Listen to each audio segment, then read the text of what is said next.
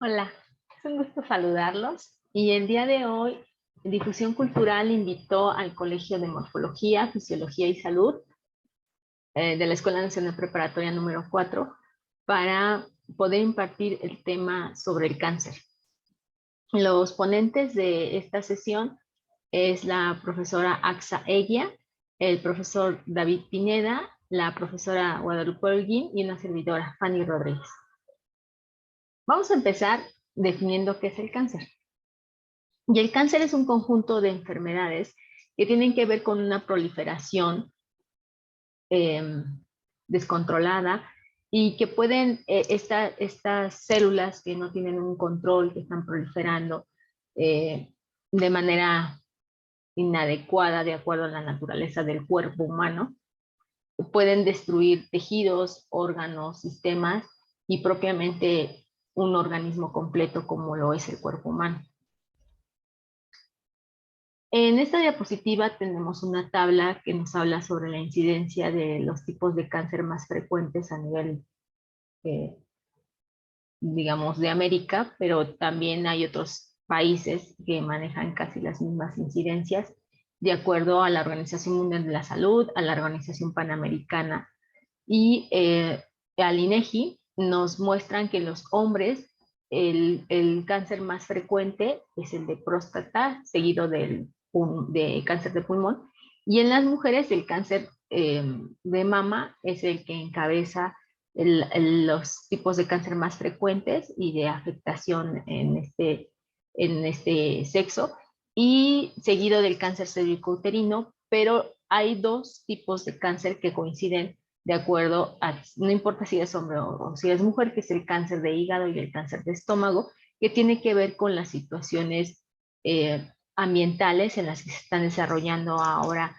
tanto hombres como mujeres, que tiene que ver con los hábitos alimenticios, con los estilos de vida y, y que empiezan a tomar una incidencia alta en afectaciones tanto en hombres como en mujeres.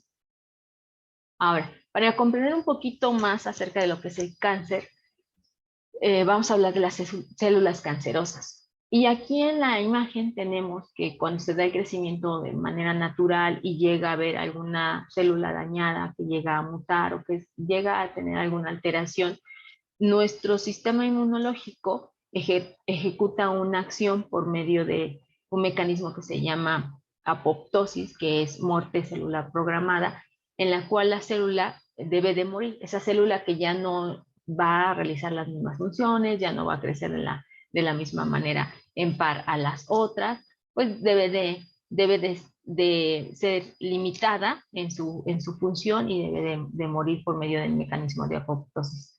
Pero en el cáncer no es así. Las células cancerosas, estas células pueden empezar a mutar en una primera generación, en una segunda, en una tercera, hasta en una séptima, formar tumores, y esos tumores empiezan a dañar esos órganos, esos sistemas de los cuales nacieron o en los cuales están estas células cancerosas. Y es lo que conocemos como los hallmarks de las células cancerosas, en donde ellas lo que tienen ciertas características que las hacen inmortales. Pueden activar la angiogénesis, ¿sí? Es decir, la nueva producción de vasos sanguíneos, porque porque el crecimiento de las células se va a dar de forma muy acelerada y constante. Entonces necesitan nuevos vasos sanguíneos para que les puedan llevar de otros lugares el oxígeno y los nutrientes. Y entonces ese tumor pueda empezar a crecer, empezar a dañar a esos sistemas o a sus órganos. También tienen una resistencia a esa muerte celular. Lo vamos a ver ahorita más adelante en otra diapositiva. No son capaces de reconocer las señales del sistema inmunológico. Es decir, el sistema inmune está detectando que algo está pasando mal, que necesitan esas células morir, que se han mutado, que han crecido de manera descontrolada y pues ellas no hacen caso a eso. Entonces es un poco acerca de lo que sucede en cuanto a estas células, y que también tienen la facultad de migrar, de irse a esas células, desprenderse del tumor primario y dirigirse hacia otros lugares, hacia otros órganos. Pero ¿cómo aparece? Al ser una enfermedad genética, entonces todo lo que suceda para que esas células se desarrollen y muten, pues va a ser a través de los genes, porque no hay otra forma en la que la célula puede ejecutar una acción, sino es a través de la información que ya está en los genes. Entonces, hay factores endógenos donde se puede heredar de los padres o de las madres. Por ejemplo, en el cáncer de mama, la abuela tuvo cáncer de mama, la mamá también lo tiene, esa mamá tiene sus hijas y entonces alguna de ellas pueda llegar a tener y a desarrollar el cáncer, porque las células ya están, ya tienen esa información. Y los factores exógenos, donde hay ciertos, por ejemplo, los rayos UV, el consumo de alcohol, de tabaco, que pueden hacer que las células cambien, que esas células puedan mutar. Entonces, eso es un poco de lo que sucede en el interior de la célula y cómo se ve afectado a través de los genes esa información para que las células pues, puedan de alguna u otra forma cambiar esa información y empezar a hacer lo que ellas desean. Ahora, al hablar de estos cambios genéticos, al hablar de lo que está sucediendo en el interior de las células, nosotros tenemos una gran cantidad de células que nacen todo el tiempo y también de las que mueren. Entonces, en el interior de la célula, en esa información que ya tiene, ellas se apoyan de otros genes que permiten que esas células se desarrollen de manera adecuada. Por ejemplo, los protooncogenes, ellos se encargan del crecimiento y de la división celular, están ahí como guardianes, como policías, controlando esas células que van a empezar a dividirse. Los genes supresores de tumores van a inhibir el ciclo cuando algunas de esas células están mutando o no están creciendo de forma normal en comparación de las otras. Y los genes reparadores de ADN, cuando ellos hay algún defecto en la cadena de ADN, pues van y reparan. Pero esto sucede de manera natural, porque debe de haber un control ante todo ese gran crecimiento de células.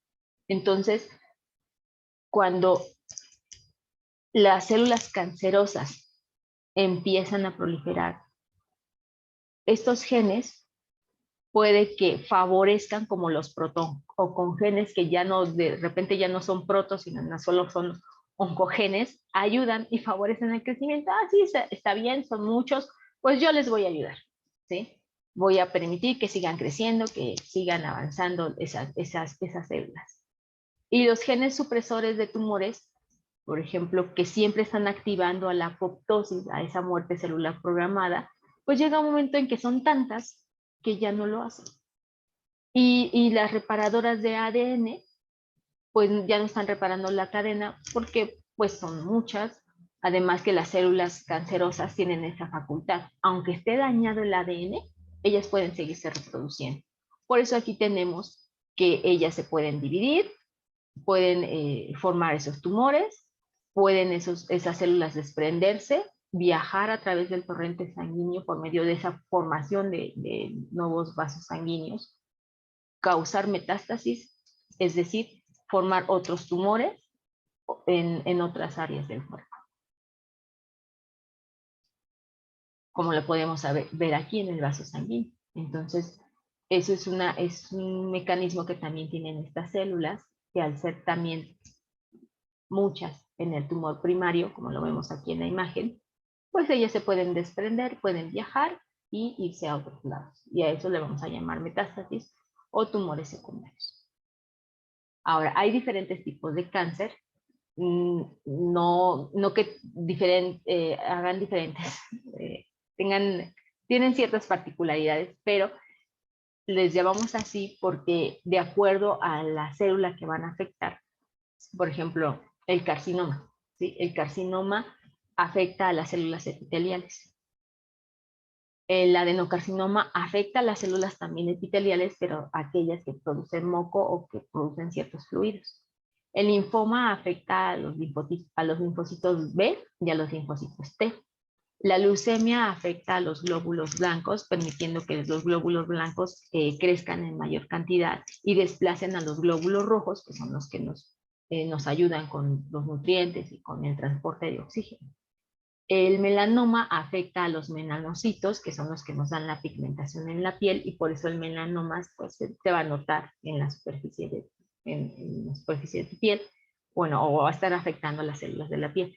El mieloma múltiple va a afectar a las células plasmáticas y estas se van a acumular en la médula ósea, en el interior de la médula ósea, y van a empezar a formar tumores en los huesos.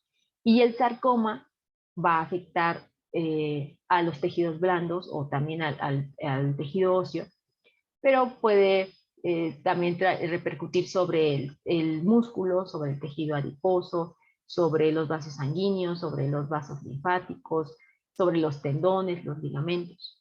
O, por ejemplo, cuando el cáncer nace en la glándula mamaria, bueno, va a ser llamado cáncer de mama, o en el pulmón, cáncer de pulmón, o propiamente cáncer de piel. Ahora, algunos de los síntomas se parecen dependiendo del lugar en el que estén, pero algunos son muy característicos. Puede haber inflamación de ganglios linfáticos, puede haber crecimiento del hígado y del vaso, las personas se pueden empezar a ver pálidas, puede haber cansancio, mucha apatía, pueden llegar a tener depresión, tener pérdida del apetito, que su temperatura corporal aumente, o que tengan cambios de repente en la audición, en la vista. Pero yo siempre les digo a los pacientes, tú eres tu mejor termómetro. Si un síntoma se está presentando de forma frecuente, ahí es donde nosotros tenemos que poner las antenas y decir, no, algo está pasándole a mi cuerpo. Por ejemplo, yo tengo pacientes que de repente empiezan con diarreas. Llegan y uno piensa en un cuadro clínico, en ciertas características, tiene esta enfermedad, le das el tratamiento. Pero regresa, es que me volvió a dar, ¿no? Y tú vuelves otra vez a indagar, vuelves a hacer otra vez la investigación, vuelves a recabar ahí todos los hechos y dices, puede ser esto. Pero si mi paciente se siente mal, veo que está bajando de peso, que ya se le inflamaron los ganglios, que de repente, aparte de la diarrea, tiene fiebre, o sea, tiene otras características, y yo ya le di tratamiento, entonces tengo que buscar. Y sí sucede, sí sucede de que ellos, normalmente los pacientes te dicen, yo no me siento bien, ya me dio el tratamiento, y entonces ahora qué sigue, ¿sí? Y una forma de saber qué es lo que sigue, pues es por medio de las pruebas de laboratorio, y que estas pruebas pueden ser pruebas de sangre, pruebas de orina, podemos mandarles a hacer tomografías, o resonancias magnéticas, ecografías, rayos X, pero para que se valore realmente un diagnóstico de cáncer, tenemos todos esos elementos que ya les mencioné, pero la biopsia es muy necesaria para eso, porque la biopsia nos va a dar una orientación más veraz sobre lo que está sucediendo con las células. Y el tratamiento, pues a través de las décadas ha cambiado. Podemos ver aquí en la diapositiva que la radioterapia y la cirugía pues eran una alternativa para los años 70. En los 80 aparece la quimioterapia. En 1990, a partir de esa década, aparecen las combinaciones entre quimio y radiación. Y para el año 2000 podemos tener la terapia ya dirigida más la quimioterapia, ¿sí? Que también son alternativas farmacéuticas. Y lo que ahorita se está tratando de hacer y que algunos laboratorios o muchos investigadores están haciendo es la inmunoterapia, es decir, ir y atacar directamente a las células cancerosas y ayudar a estos genes que tratan todo el tiempo de inhibir el crecimiento, de activar la apoptosis, de ayudar a que ya no empiecen a crecer, que no lo hagan de una forma descontrolada. Y la inmunoterapia, hay mucha esperanza en este nuevo tratamiento, pero no, y en algunos tipos de cáncer, por ejemplo en cáncer de páncreas, en algún tipo de leucemia, se puede llegar a ver mejoras, pero todavía hay mucho que hacer en cuanto a la inmunoterapia, pero ya se está haciendo más específico el tratamiento, pero vean cuántas décadas han pasado para que se empiece a tener ya una luz, ¿no?, sobre el tratamiento y decir, bueno, creo que en un futuro podemos llegar a curar estas enfermedades. Ahora, lo mejor que le puede pasar a un paciente siempre es que se lleve a cabo su primer nivel de prevención.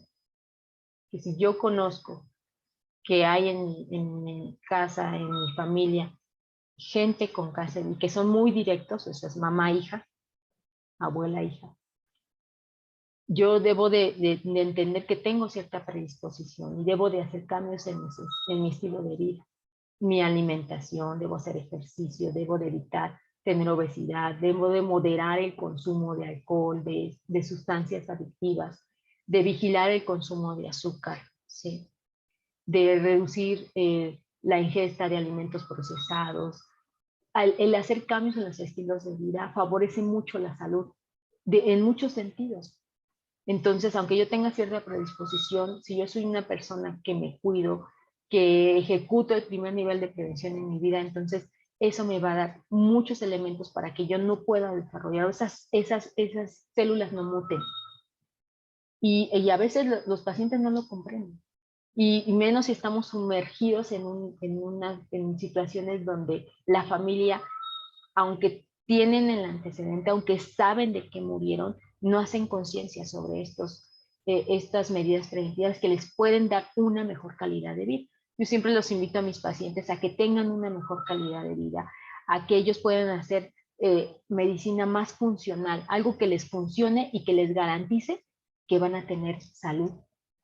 ¿Sí? Entonces, estos temas que vamos a ver a continuación, que es cáncer de mama, cáncer de piel, cáncer de pulmón, son para que nosotros concienticemos que las medidas preventivas son prioridad en la vida de todas las personas, no solamente de las que tengan cierta predisposición al, al cáncer, sino para todo tipo de enfermedades. ¿Sí? Entonces, por su atención, muchas gracias y seguimos con nuestros compañeros.